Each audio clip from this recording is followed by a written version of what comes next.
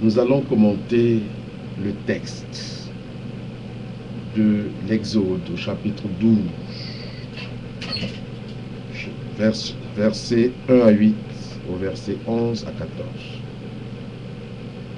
Cette lecture contient les prescriptions rituelles pour le repas pascal des Juifs, dont on raconte les origines historiques et la signification.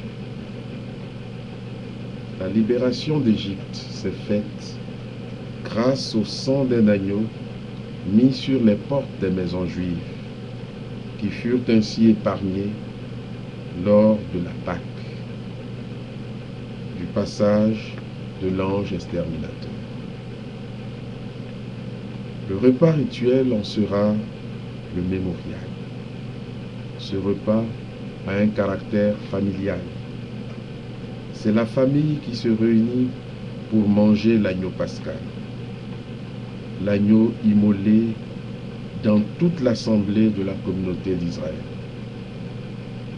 C'est un repas à la hâte, la ceinture au rein, les sandales aux pieds, le bâton à la main, prêt pour la route.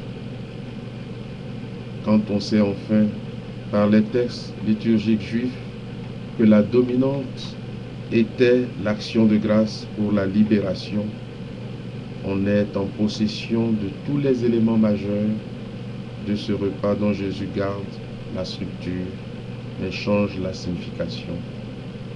Ce repas juif est ainsi devenu notre messe.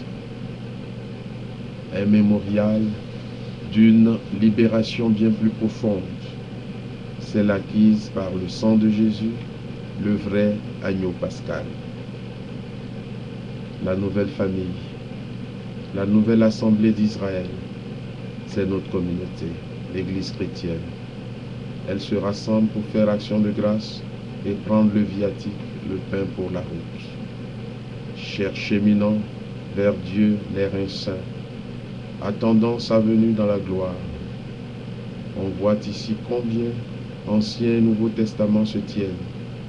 La célébration du premier introduisant la liturgie du second.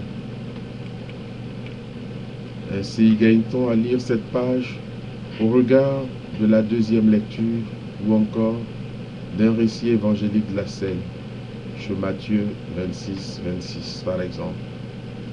On lève la coupe et on dit, nous tenons à remercier, à louer, à glorifier, à vanter, à exalter, à célébrer, à bénir, à élever, à magnifier celui qui a fait toutes ces merveilles pour nos pères et pour nous.